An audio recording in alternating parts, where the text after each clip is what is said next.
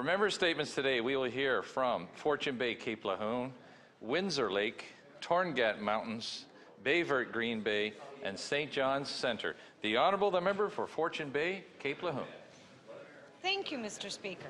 I rise in this honourable House today to deliver accolades to Mr. Richard Hickey, Harbour Breton's Citizen of the Year for 2018. Richard is an energetic and committed volunteer who gives wholeheartedly of his time and talent to enrich life in his community. Whether it's coaching both the Bantams and Peewees in the community's Minor Hockey Association, volleyball, ball hockey or softball, steadfast commitment sees Richard at every hour of every game in or out of town. Diagnosed with kidney disease in 2002, requiring dialysis 3 times a week, Richard still finds time to volunteer and make a great difference in the lives of others. Richard's involvement in his community is greatly appreciated and admired by residents who appreciate his vigorous efforts to help offer youth the opportunity to enjoy childhood to its fullest.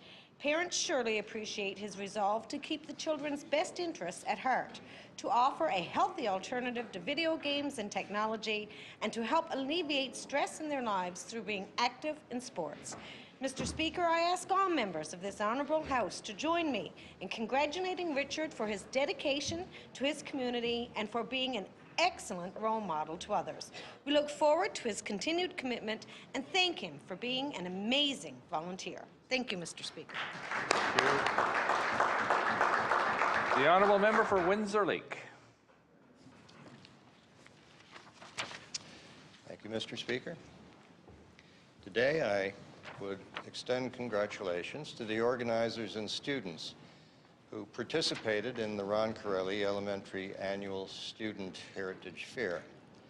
I was privileged to act as a judge for the elementary school's annual competition and was extremely impressed by the dedication of both students and teachers to the great heritage of our province.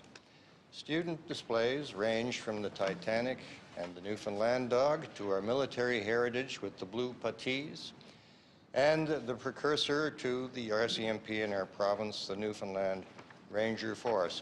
I was also privileged to judge a display about the Honourable Premier. Very complimentary it was as well. I wish to thank the teachers and students at Ron Corelli Elementary School for inviting me to participate in their heritage event. If the students at Ron Corelli are any indication of our future in this province, it is indeed bright. Thank you very much. The Honourable Member for Torngat Mountains. Thank you, Mr. Speaker. I rise in this honourable House today to recognize a wonderful event that is happening in Labrador this week. The 2019 Labrador Winter Games takes place every 3 years and is attended by almost every community in Labrador, from Nain to Lansalou to Labrador City. The Games were first founded in 1983 and has grown to include a schedule of competitions that range from conventional sports like volleyball and floor hockey to cultural events like the Northern Games and the Labrathon. The Labrathon event includes everything from cutting wood, target shooting, to bringing kettle to boil, and is by far the most fun event and thrown off in memory of longtime volunteer Max Winters, who is also co-founder of the Labrathon event. Mr. Speaker, these games are also called the Friendship Games due to the healthy competition and respect for each other that Labradorians are so well known for. I ask all honourable members to join me and my Labrador colleagues in wishing the athletes, officials, and volunteers the best of success throughout the 2019 Labrador Winter Games.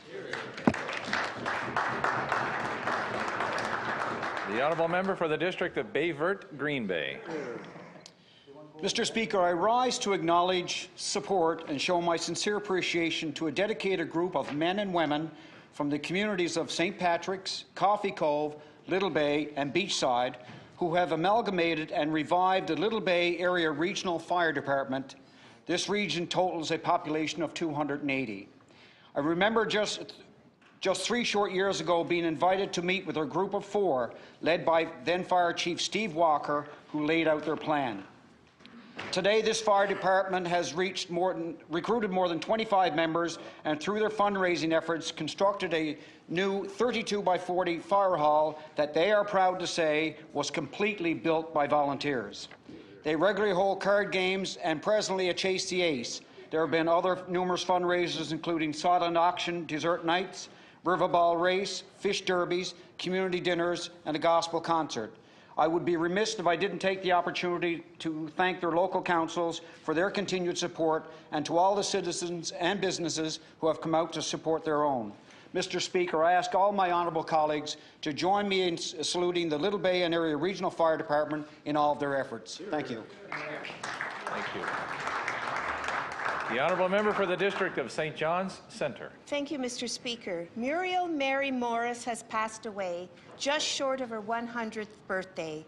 Moo lived a rich, full life. Mother of 4, grandmother and great-grandmother, her life embodied much of the history and culture of downtown St. John's. Moo witnessed the colonial building riots against Sir Richard Squires, and when she tried to run away, her foot got stuck in the fence. As a girl, she played hockey, walking all the way to Long and Burton's Ponds. She never drove, but always proudly took public transit, working at various jobs in the city, including Woolco on Water Street, with the very first set of moving stairs. More than anything, she was a joyful and committed volunteer for which she won numerous awards.